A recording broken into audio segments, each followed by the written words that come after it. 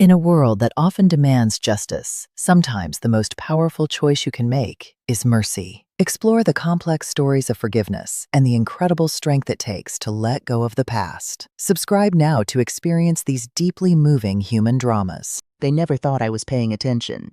That was their first mistake. I want you to understand something about me before I tell you what happened. I am 63 years old. I have worked since I was 14. I have never in my life asked anyone for a single thing I did not earn. I raised my son with those same hands that scrubbed other people's floors, folded other people's laundry, and signed checks I stayed up past midnight to make sure wouldn't bounce. I gave that boy everything, and I mean everything. Not because I wanted something back. I gave because that is what mothers do. That is what I believed then. I believe differently now. My name does not matter to this story. What matters is that I am the woman who built something from nothing, who handed it to someone she loved more than her own breathing, and then watched that person use it as a weapon against her. And when the moment came, and it did come, I was ready, because I had been paying attention the whole time. My son was 29 when he met her. I knew from the first phone call. Not that she was bad. I never thought that exactly. But I knew she was the kind of woman who needed to be the most important person in every room she walked into. I could hear it in the pauses when he told me about her. The way he kept saying, "She's different, Mama. She's not like anybody I've ever known." Boys say that when a woman has gotten inside their head and rearranged the furniture. I asked him to bring her to Sunday dinner. He said she didn't eat soul food. I said I'd make something else. He said she was particular about where she ate. I said okay. I held my tongue. I am very good at holding my tongue. I met her 3 months later at a restaurant she chose, a place with menu prices that made me take a slow breath before I opened it. She was pretty in a sharp sort of way, dressed beautifully. She shook my hand instead of hugging me and she called me Ems, followed by my last name for the entire meal, which I found odd given that my son had been trying to get her to call me Mama for the better part of a year by then.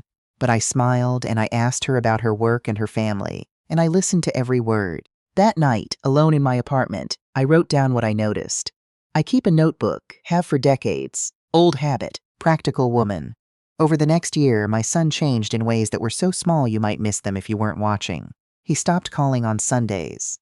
Then he stopped calling in the evenings. He started calling in the middle of the day, brief and distracted, like I was an item on a list he was trying to get through. He stopped coming to family gatherings unless she came too, and she rarely came. He started saying things like "we feel," and "we've decided" about things that used to be his alone to decide. Once, I asked him if he wanted to come over for his birthday, just the two of us, the way we used to do when he was growing up. He said he'd have to check with her and he'd get back to me. He never got back to me. Now, I have to tell you about the business, because the business is the heart of this story. 22 years ago, I opened a small bookkeeping firm out of a room in my apartment. I had a donated desk, a second-hand computer, and 3 clients, 2 of them from my church. I built that business with my hands and my mind and my name. By the time my son was in college, I had 17 employees and contracts with small businesses all over the county. I paid for his accounting degree with money that firm made. I did that deliberately. I wanted him to understand the work, to be part of it, to inherit something real. When he graduated, I brought him in as junior partner. When he was 26, I made him full partner. When he was 28, I transferred 60% of the firm's ownership to his name. It was the proudest day of my life. We stood in the lawyer's office and I watched him sign those papers and I thought, this is what I built it for. Right here, this moment. I kept 40%. I stayed on as a consultant. I told myself I was stepping back so he could grow into his leadership. That was true. But I also kept my 40% and I kept my name on those accounts. And I kept copies of every document that had ever passed through that office. Because I am a practical woman. That is also true. After the wedding, she picked the venue, she picked the flowers, she picked the guest list, and she picked the date without asking me if I had anything on my calendar, which I did. Things shifted at the firm, slowly at first, then faster. She started coming into the office. Not every day, but often enough. She was never rude to me directly. She was never anything I could point to and say, that right there, that is the thing. She had a way of making suggestions in front of the staff that positioned my methods as outdated. She had a way of talking to my son about the firm's future in meetings where I was sitting right there at the table. She had a way of looking at me that said, "You built this, yes, and now it belongs to us." and we are deciding what to do with it. I started being left off email chains. Small ones at first, then larger ones. Then one morning I came in and found out that a meeting with our biggest account, a client I had personally brought in 12 years before, had taken place the previous afternoon without my knowledge. My son explained, after I asked, that they had not wanted to overwhelm me, that they were handling it, that I should feel free to take things easier. I was 61 years old. I was not tired. I had not asked to take things easier. I said, "All right." I smiled. I went back to my office and I wrote it in my notebook. That Christmas, my son and his wife hosted dinner at their house. They had bought the house 2 years earlier. I want to be precise about this. I had contributed $47,000 toward that down payment. Not as a loan, as a gift, because that is what I did. I gave. I drove 40 minutes to get there. I brought food, a sweet potato pie, and a dish I'd been making, since my son was 4 years old, that he used to ask for by name. I came in and she was in the kitchen with her mother and her sister, and they were all laughing about something that stopped when I walked in. My son kissed me on the cheek and took my coat. I carried my dishes to the kitchen and set them on the counter, and her mother said, without looking at me, "Oh, we have plenty of sides already." My pie stayed on the counter, untouched, the whole night. I sat at that dinner table, surrounded by people, and I felt something clarify inside me. Not anger, something quieter than anger. Something that has no good word for it except knowing. I looked at my son across the table, laughing at something his brother-in-law said, and I understood that I had become a guest in the life I had funded. That is a terrible thing to understand, but once you understand it, you cannot pretend you don't. I drove home that night and I did not cry. I was too busy thinking. The following spring, my son told me they were considering expanding the firm, opening a second location, taking on 2 new junior partners from outside the company. He walked me through the plan with the kind of careful patience you use with someone you believe is a little slow. I asked questions. Good ones? He answered with the measured tone of a man performing confidence he did not entirely feel. At the end, he said, "We just wanted to loop you in." Loop me in. 22 years I built that company. He wanted to loop me in. I said, "That sounds like a real opportunity." I meant it to come out neutral, and I believe it did. I went home and I made some phone calls. I called my accountant. I called my attorney. I said, "I need to understand exactly what my 40% means in a scenario where the firm takes on new partners and expands." They told me. I wrote it all down. I started getting my records in order that week, not because I had decided anything yet, but because I believe in being prepared. A practical woman is always prepared. The thing that broke it open happened on a Tuesday evening in late April. My son had invited me to dinner at their house. Unusual, since invitations had grown rare, and I drove over thinking maybe things were turning around. Maybe he'd been thinking. Maybe she'd softened. I do not know why I kept hoping. I suppose that is what mothers do until they can't anymore. I arrived and sat down, and within 20 minutes I understood the real reason I was there. They needed my signature. They had found a way to restructure the partnership that would reduce my share from 40% to a minority stake, something under 15%, in exchange for a buyout offer I can only describe as insulting. They had paperwork ready, sitting right there on the dinner table like it was just another dish being served. I looked at my son. I said, "Did you draw this up?" He looked at the table. He said, "We thought it made sense." I said, "Who is we?" She spoke up then, calm, measured. She explained the growth projections, the capital requirements, the vision for the firm's next chapter. She used my son's name as a subject in every sentence. Terrell believes, Terrell feels, Terrell's leadership going forward. As if I were being given a business presentation about a stranger. I said, "I'm going to need some time to review this." My son looked up then. He said, and I want to be precise about his tone. It was not cruel, it was something worse, it was dismissive. He said, "Mama, it's a fair offer. You've worked hard. You deserve to rest." I looked at my son, the boy I had poured my life into, the one I sat up with when he had night terrors at age 6. The one I drove 40 minutes each way to see play in every single high school basketball game, even though I worked double shifts on Fridays. The one I handed a business to. He was sitting across from me telling me, in a room where his wife's perfume cost more than my monthly light bill used to, that I deserved to rest. I said, "I'll be in touch." I picked up my purse. I hugged my son. He seemed surprised, and I said goodnight to her. She walked me to the door with the pleasant efficiency of a woman who believed the hard part was over. She was wrong about that. I drove home and I called my attorney from the car. I said, "We need to move."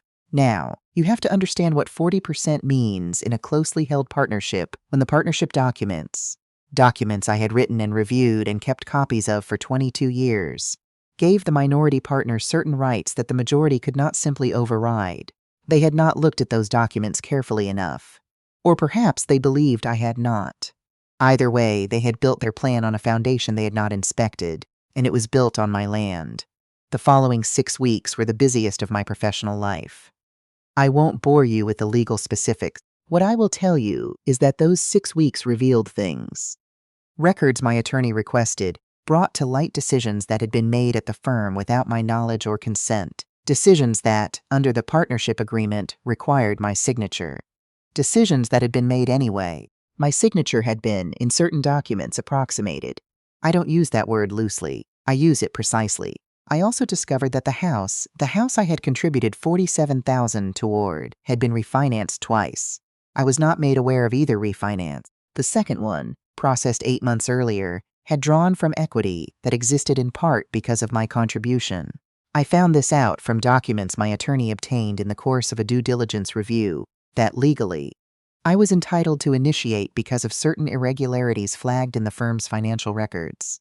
I did not sleep very well during those 6 weeks. I want to be honest about that. I am a practical woman, but I am not a machine. There were nights I sat in my kitchen at 2 in the morning with a cup of tea and asked God what I had done wrong in raising my son. I went back through years and decades in my mind looking for the moment I missed. I do not have a clean answer. I think sometimes people make choices that their raising didn't call for, and you cannot build a fence high enough to keep that out. I think sometimes a person can love someone who will still choose themselves over you. I think that. But I also kept working. My attorney sent a formal notice to the firm. It outlined the irregularities. It requested remediation. It laid out with specificity what my rights were under the partnership agreement and what remedies I was entitled to pursue if those rights were not honored. My son called me the same evening the notice was received. I did not answer. He called 3 more times. I did not answer. His wife called once from her personal cell phone. I did not answer. He came to my apartment 2 days later. I let him in. I made coffee. He sat across from me at my kitchen table, the same table he had sat at as a child doing homework, the same table I had sat at 2 in the morning asking God questions. And he said, "Mama, why are you doing this?" I said, "Doing what?" He said, "Trying to tear down everything we've built." I looked at him for a long time before I spoke. I said, "Son, tell me specifically what you believe I built." He didn't have a quick answer to that. I said, "Because I can tell you specifically what I built. I can tell you the date I opened the firm, the names of the first 3 clients, the amount of the first check I deposited. I can tell you what the office smelled like when it was just 1 room in my apartment, and I was the only employee. I can tell you the day I hired our first staff member and what I paid her. I can tell you every decision I made to get that firm where it was when I handed a majority of it to you.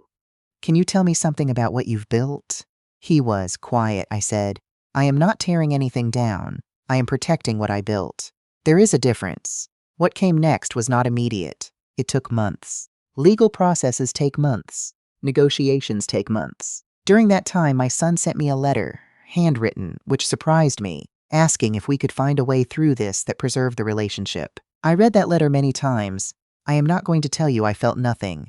I felt a great deal. I am his mother. That does not stop. But I also had in my possession documents that showed his signature on decisions made deliberately outside my awareness. I had statements from 2 staff members who had been asked to handle things in ways they were told not to discuss with me specifically. I had evidence of a quiet, careful, systematic effort to move me out of something that had been mine. And I could not look at my son's handwriting on that letter. His handwriting that I recognized because I had watched it develop from the careful printing of a first grader, without also knowing all of that. I did not respond to the letter. The resolution, when it came, was this.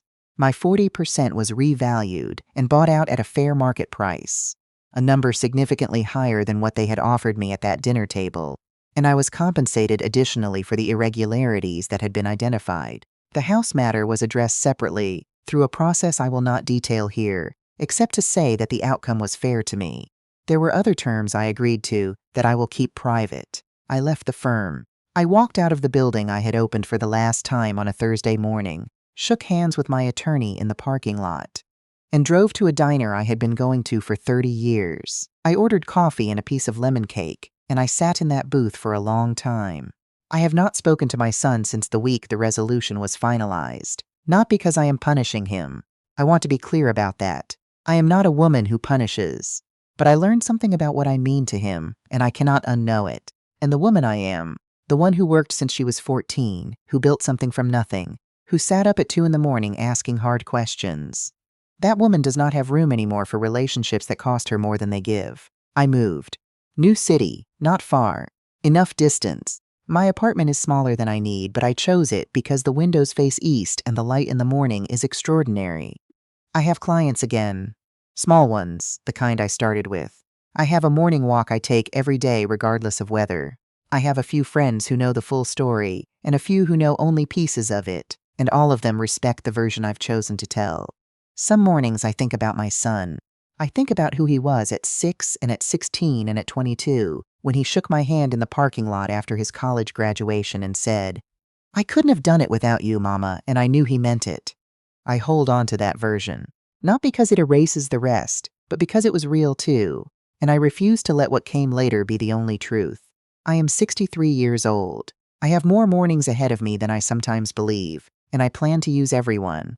I built something once from a desk in my apartment, and the stubbornness to keep going. I know how to do that. I have always known how to do that. The letter my son sent sits in a drawer in my bedroom. I have not thrown it away. I have not answered it. I look at it sometimes, and I close the drawer, and I go make coffee, and I watch the light come through those east-facing windows, and I remind myself what I have always known about myself. I am not who they thought I was. They were right about that from the beginning.